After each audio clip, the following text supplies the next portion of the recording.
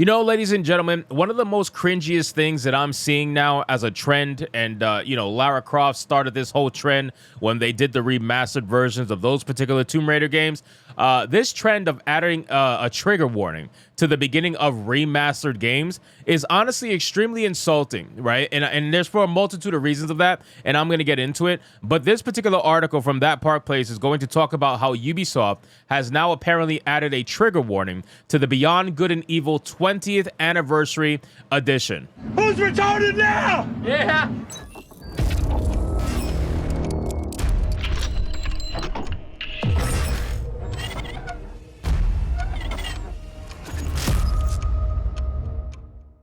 Yes, ladies and gentlemen, nothing screams, hey, I can't wait for you to play our game by adding a trigger warning to the beginning of said game, and I have a lot of opinions on it, and a lot of it's just completely stupid. Like, nobody cares about any of the stuff that you are adding a trigger warning for, and the fact that you're adding a trigger warning in the first place is only going to make people more hypersensitive to what's actually going to be portrayed, and most people playing the game either aren't looking for that stuff or wouldn't even be aware of that stuff without you adding that trigger warning, and I feel like you're doing it purposefully. So let's get into this article, guys, from That Park Place. But of course, before we do, if you are new here, just consider hitting that subscribe button. I would greatly appreciate it, and like the video to push us out into that YouTube algorithm. It says Ubisoft has added a trigger warning to its recently released Beyond Good and Evil 20th Anniversary Edition. As reported by YouTuber Dark, the newly released Beyond Good and Evil 20th Anniversary Edition, which was released on June 25th, features a trigger warning. The trigger warning states Beyond Good and Evil 20th Anniversary Edition brings the original experience to today's platforms. The story and gameplay remain as they were when the game launched in 2003. As such, some characters and cultural references contain stereotypes. Ubisoft acknowledges the negative impact of their representation. The company that added, much like in the game itself, we keep on learning about our world, our games and stories and representations within them. All right, so let's break this down. All right, let's break all of this down. Number one, adding the trigger warning, right, and saying that the story is going to remain the same is just a way for you to try to make sales off of a game that you know a lot of people like, right? You know a lot of people like it. They don't want it changed for the modern audience, and this is your way of giving them what they want. However, you are an extremely woke company. You are extremely ESG-focused company, so you have to give some sort of pandering. You have to give some sort of virtue signaling. So then you say something like this, which, again, it's ridiculous. As such, some characters and cultural references contain stereotypes. Ubisoft acknowledges the negative impact of their representation. All right, you're an ESG-focused company, right? You talk about the fact that representation matters, stereotypes are bad, et cetera, et cetera.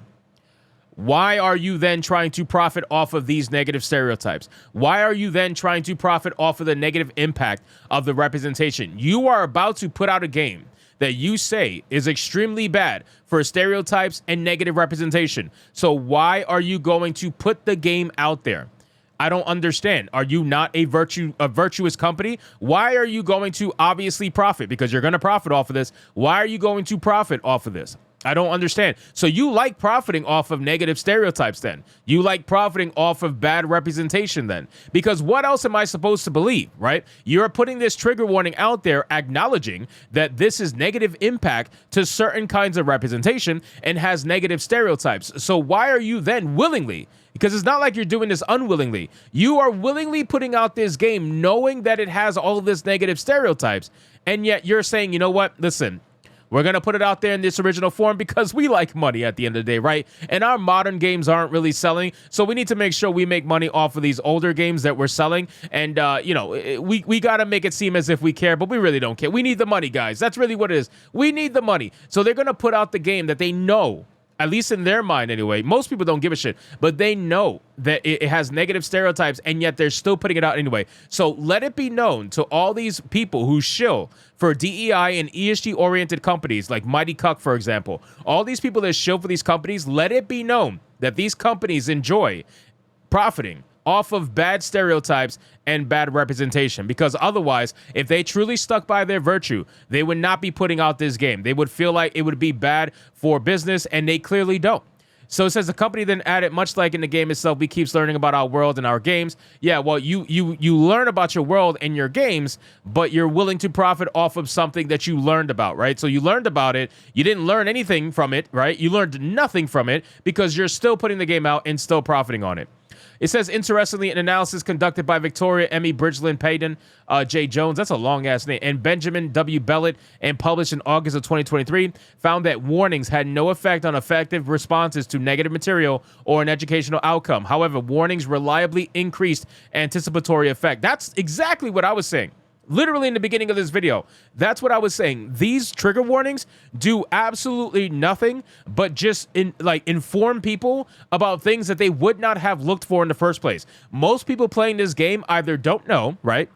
Because it's all made up, or they just don't look for that stuff because they're too busy playing the game. So now what the trigger warning is going to do is it's going to get people anticipated to look for certain things that they otherwise would not have looked for. So you are inherently increasing the triggering that's happening. That's the funny thing. You're increasing the triggering by giving a trigger warning. This has been a proven fact through and through in movies, TV, and now gaming as well. They're starting to adopt it as well because gaming's always behind by a couple of years from movies and TV.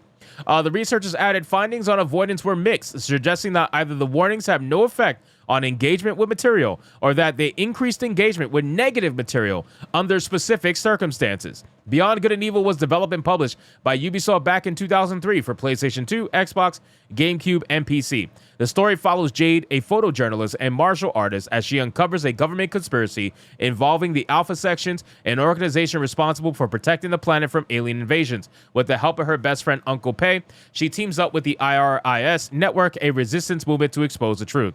Again, a lot of people like the original Beyond Good and Evil, which is why they're looking forward to the new one that's coming out, that's in development hell, that nobody knows is actually coming out, which is funny because the anniversary edition came out before the new one, but that's besides the point. They're looking forward to this game because the original game was pretty damn good, and a lot of people are now apparently going to think twice about supporting the anniversary edition because these trigger warnings are retarded, right?